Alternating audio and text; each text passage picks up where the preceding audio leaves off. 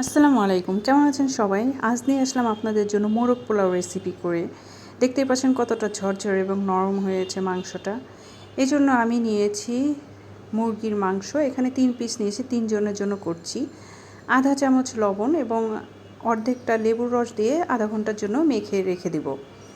এরপর একটা মশলা তৈরি করে নেব। এখানে 1 চা চামচ ধনিয়া, 1 চা চামচ জিরা, পোস্তদানা দিয়েছি 1/4 চামচ, আধা চামচ গোলমরিচ, 2টো দারচিনি, এলাচি 3-4টে এবং 3টা শুকনো মরিচ আর 2টো লবঙ্গ দিয়ে হালকা ভেজে নেব। বেশি ভাজা যাবে না, যেন এটা ময়েশ্চারটা চলে যায় এবং সুন্দর একটা ফ্লেভার আসে।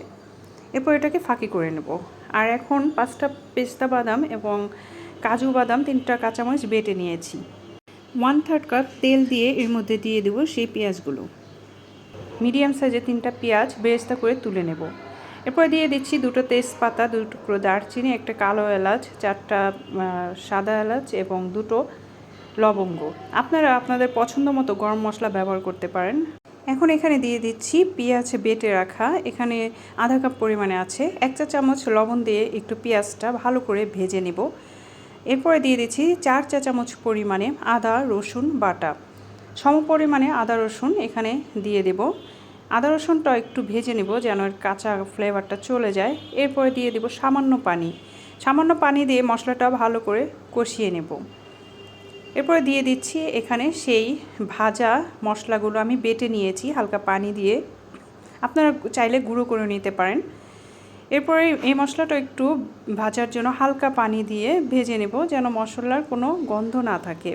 ভালো করে 1 মিনিট ভেজে নেবেন। দিয়ে দিচ্ছি 1 টেবিল চামচ টমেটো সস আর আধা কাপ দিয়ে দেব টক দই। এটা আমি ঘরে বানিয়ে নিয়েছি। এরপর ভালো করে সব কিছু মিশিয়ে নিচ্ছি। মিশানো হয়ে গেলে দিয়ে দিব সেই মুরগিগুলো দিয়ে একটু ভালো করে নেড়ে চেড়ে মশলাটা উপর নিচ করে দিচ্ছি। আর যে বাদাম বাটাটা ছিল সেটা এখন দিচ্ছি। এর কারণ হচ্ছে আগে বাদাম বাটাটা দিলে লেগে যাবে, আপনারা ভালো করে কষাতে পারবেন না। এরপরে সব কিছু ভালো করে মিশে যাওয়া পর্যন্ত নেড়ে চেড়ে নেব।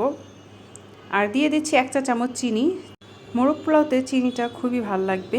এরপর সব কিছু ভালো করে মিশিয়ে দিয়ে দেব পর্যাপ্ত পানি। মশলাটা যখন একটু তেল উঠে যাবে তখন পানি দিবেন। আমি আধা কাপ পানি দিয়ে ঢাকনা দিয়ে ঢেকে কিছুক্ষণের জন্য রেখে দেব, পানিটা কমে আসা পর্যন্ত এবং মুরগিটা সিদ্ধ হওয়া পর্যন্ত। আর এখানে আমি চালটা মেপে নিচ্ছি। 2 কাপ পরিমাণে চাল নিয়েছি, পোলাওর চাল। আর এখন দেখে নেড়ে ছেড়ে নেব। এর মাঝে আমি 2বার ঢাকনাটা খুলে নেড়ে ছেড়ে দিয়েছি। দেখতেই পাচ্ছেন খুলে এসেছে মাংসগুলো, আর কেটে দেওয়ার কারণে মাংসগুলো দ্রুত সিদ্ধ হয়ে গিয়েছে। এখন সবগুলো মাংস তুলে নিচ্ছি। এই একই প্যানে দিয়ে দেব পরিমাণ মতো পানি।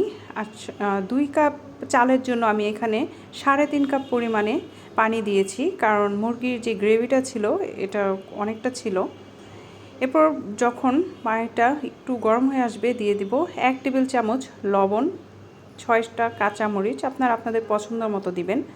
বলক চলে আসলে চাল দিয়ে দিব এবং চাল দিয়ে নেড়ে চেড়ে দিবেন, না হলে লেগে যাবে, চালটা দলা পেকে যাবে। যখন পানিটা এরকমের ঘন হয়ে আসবে তখন দিয়ে দিব সেই মুরগিগুলো।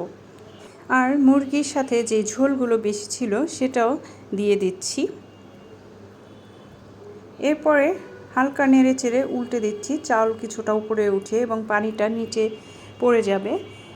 আর যেই বেরেস্তা করা পেঁয়াজগুলো ছিল সেগুলো উপর দিয়ে দিব, কিছু কিশমিশ দিয়ে দেব, আর 1 চা চামচ পরিমাণে দিয়ে দিচ্ছি কেওড়া জল। এরপরে ঢাকনা দিয়ে ঢেকে অপেক্ষা করব পানি শুকিয়ে যাওয়া পর্যন্ত। মাঝে আমি 2বার উল্টে দিয়েছি। এখন আপনাদের বেড়ে দেখাচ্ছি কেমন হয়েছে। দেখতেই পাচ্ছেন কতটা ঝরঝরে এসছে এবং খুবই সুন্দর একটা ফ্লেভার আসছে। অবশ্যই আপনারা বাসায় চেষ্টা করবেন এবং আমাকে কমেন্টে জানাবেন কেমন হয়েছে। আশা করি আপনাদের সকলে ভালো লেগেছে। আল্লাহ হাফেজ।